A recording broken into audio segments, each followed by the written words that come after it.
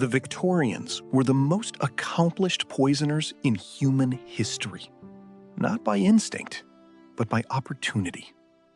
Arsenic was sold freely in every chemist's shop. Strychnine was a common household rat killer, and the symptoms of most poisons were identical to the most common fatal illnesses of the age. Before toxicology became a reliable forensic science, before systematic post-mortem analysis, poison was the perfect Victorian murder weapon. It was silent, it was domestic, it left no womb, and it was available without prescription at the chemist shop on every high street in England. Tonight, 4 cases, 4 poisons, 4 questions the most sophisticated science of the age could not fully answer. In the autumn of 1855, Dr. William Palmer of Rugeley, Staffordshire, was drowning in debt. He was a physician by training, a racehorse owner by ambition, and a gambler by compulsion, a combination that had left him owing in excess of £13,000. In 1855, that sum represented ruin. His most notorious victim was John Parsons Cook, a fellow racing man who, in November 1855, won over £2,000 at the Shrewsbury races.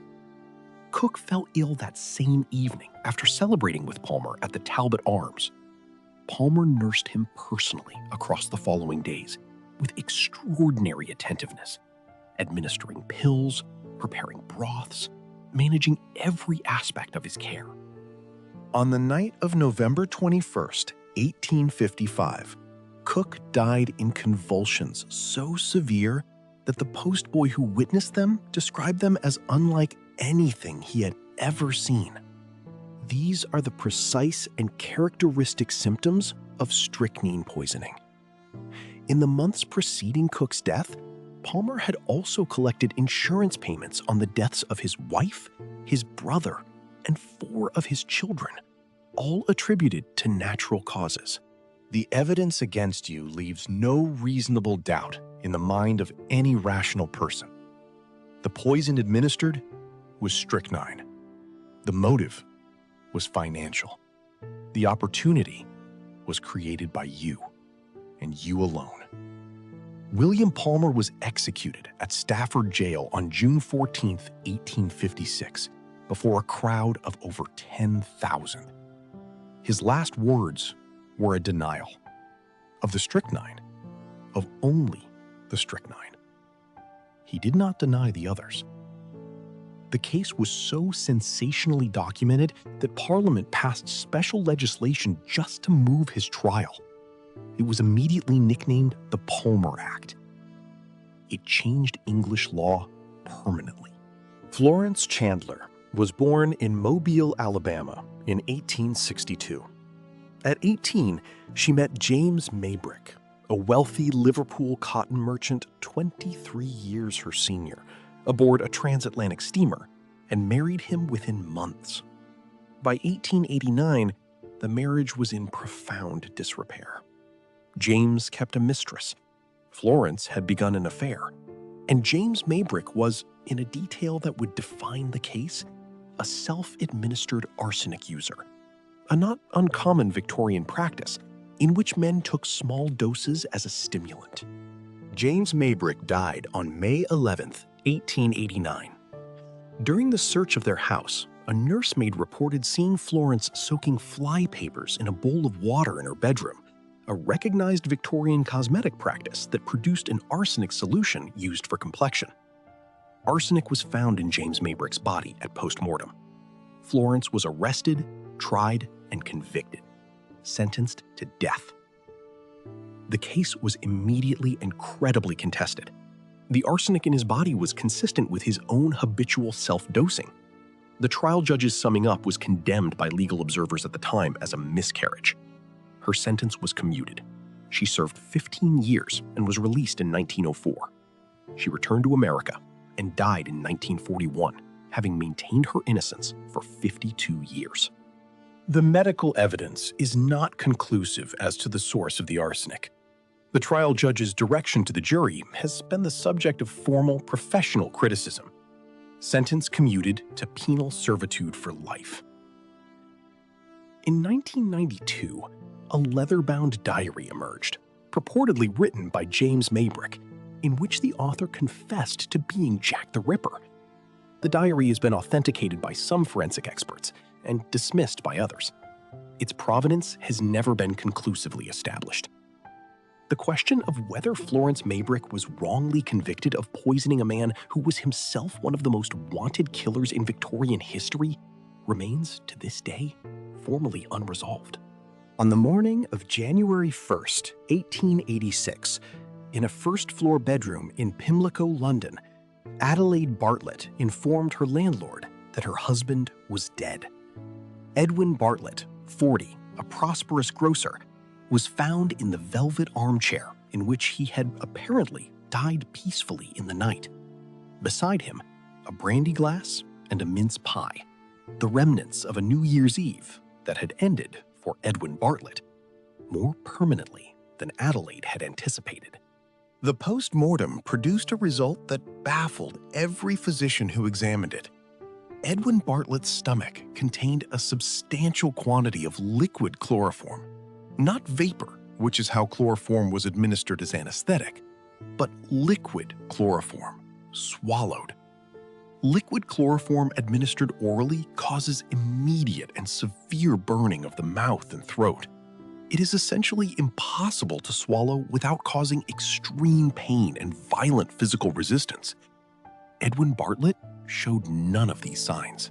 He had apparently swallowed a fatal dose of a substance that could not, by the medical understanding of the era, be swallowed. Adelaide's friend, a Methodist minister who her husband had himself introduced into the household as an intellectual companion for her, had purchased chloroform from 3 separate pharmacies at Adelaide's request shortly before Edwin's death. She was tried for murder. The jury acquitted her. Now that she has been acquitted for murder and cannot again be tried on this charge, she should tell us, in the interest of science, how she did it. The gallery at the Old Bailey applauded the verdict. Adelaide Bartlett left the court, declined all interviews, and vanished entirely from the public record. Where she went and what she knew about the chloroform was never established. Thomas Neill Cream was born in Glasgow in 1850, trained as a physician in Montreal and London, and had already served time in an Illinois prison for poisoning a man whose wife he was having an affair with. He was released in July 1891 and arrived in London 2 months later. Between October 1891 and April 1892, 4 young women in the Lambeth district of South London died in convulsions after encounters with a well-dressed, well-spoken man who presented himself as a doctor and offered them pills. Matilda Clover, Ellen Donworth, Alice Marsh, Emma Shrivel. Each died in the specific, characteristic agony of strychnine poisoning.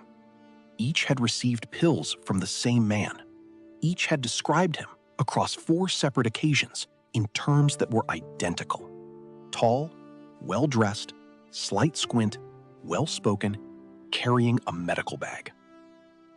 What distinguished Cream from every other Victorian poisoner was his extraordinary compulsion to insert himself into the investigation. He wrote letters to newspapers accusing named innocent individuals of the murders.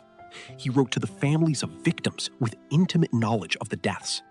He approached an off-duty police officer and offered for a fee to provide evidence against the real killer. That officer was a detective.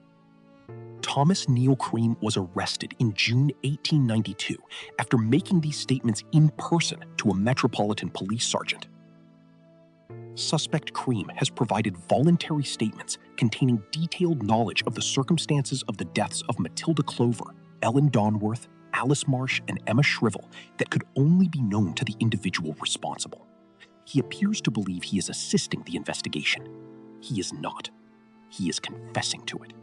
Thomas Neill Cream was convicted of the murder of Matilda Clover, and executed at Newgate Prison on November 15, 1892.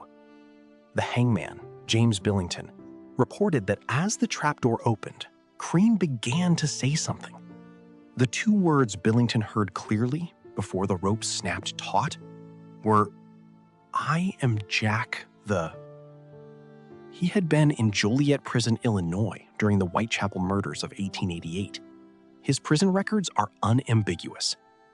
Whether the incomplete sentence was a confession, a boast, a delusion, or a performance, designed to become, as it did, the most debated final utterance in Victorian criminal history, nobody will ever know. William Palmer, who denied only the strychnine. Florence Maybrick, who may have been convicted of poisoning a man who was himself a murderer. Adelaide Bartlett, whom the Queen's own surgeon asked, in the interest of science, to explain how she did it. Thomas Neill Cream, who began to tell the world who he really was precisely 1 second too late. 4 cases across 37 years of the Victorian era.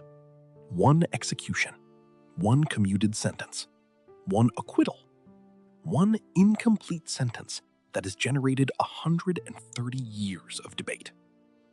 The forensic science that eventually ended the Poison Age was built, case by case, largely on the bodies these 4 left behind. 4 trials, 4 verdicts, and not 1 full answer.